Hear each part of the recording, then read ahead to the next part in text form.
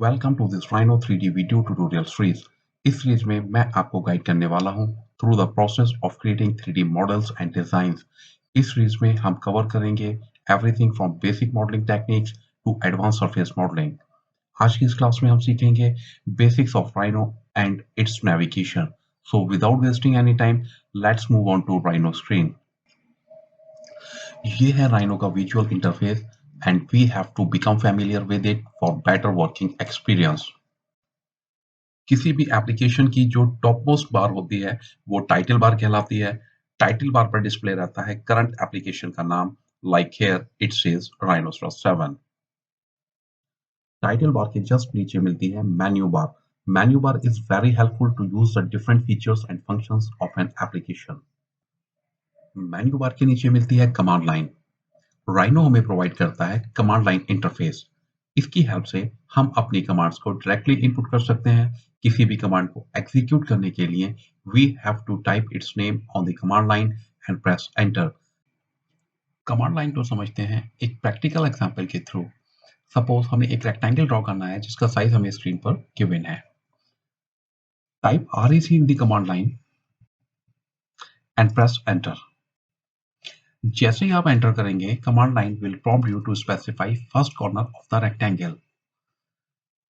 You can click anywhere in the workspace, but if you want to create it from the origin of workspace, then type 0 and press enter. Now command line will prompt you to specify the other corner point. Type 6,12 and then press enter. तो ये हमारा rectangle create हो चुका है on the basis of points we have specified.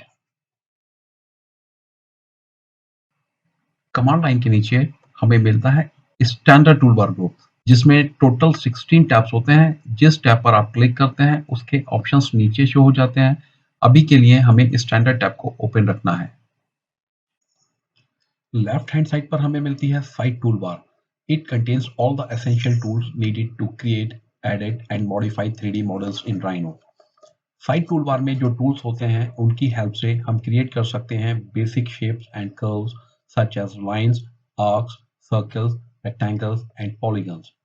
इनकी help से हम 2D drawings बना सकते हैं और कॉम्प्लेक्स 3D मॉडल्स की बेस भी तैयार कर सकते हैं।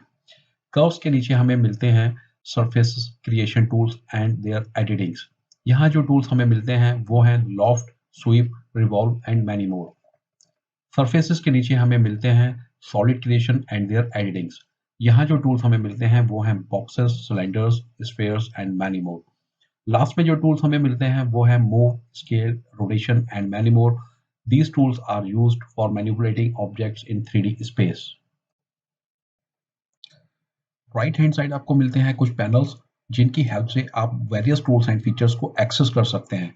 Layers and properties must have panels हैं जो आपकी स्क्रीन पर हमेशा रहने चाहिए। By default, there are 4 viewports available in Rhino, including top view, front view, right view and perspective view. जैसा कि नाम से ही सजेस्ट होता है, टॉप व्यू पोर्ट डिस्प्ले करता है मॉडल्स को from above, front view port shows models from front, right view port shows models from right and perspective view port offers a 3-dimensional view of the model. किसी भी particular view port को अगर आप maximise करना चाहते हैं तो उसके टाइटल को डबल क्लिक करना होता है, लाइक दिस। वापस रिस्टोर करने के लिए फिर से आपने डबल क्लिक करना होता है तो वो रिस्टोर हो जाता है। अगर इसी चीज को आप कीबोर्ड से करना चाहते हैं तो उसकी शॉर्टकट है Ctrl+M। All the viewports can change in terms of size as per your convenience. Suppose हमें पर्सपेक्टिव व्यू को बड़ा करना है तो हम इसे बड़ा कर सकते हैं। फ्रंट व्यू को थोड़ा नीचे ला सकते हैं। राइट को भी अपने अकॉर्डिंग हम एडजस्ट कर सकते हैं, बट मैं इस चीज को रिकमेंड नहीं करता।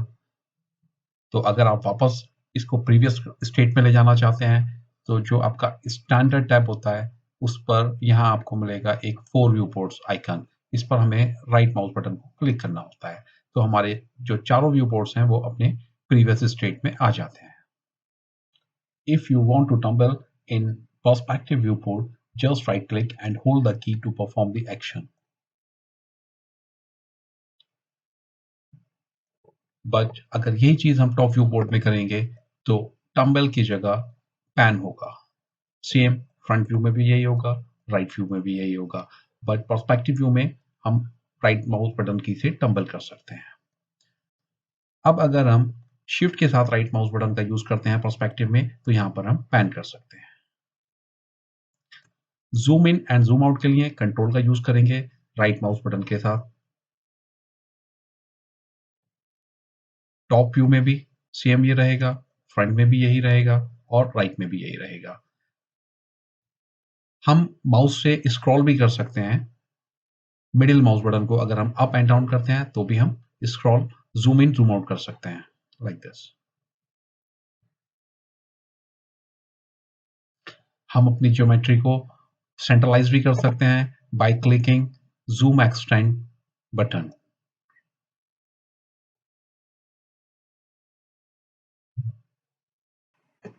बॉटम में हमें मिलती है ओ स्नैप या फिर ऑब्जेक्ट स्नैप टूल बार।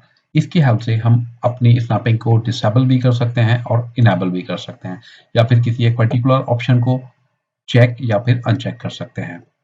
आज की क्लास के लिए इतना ही, मिलते हैं अगली क्लास में। Thanks for watching.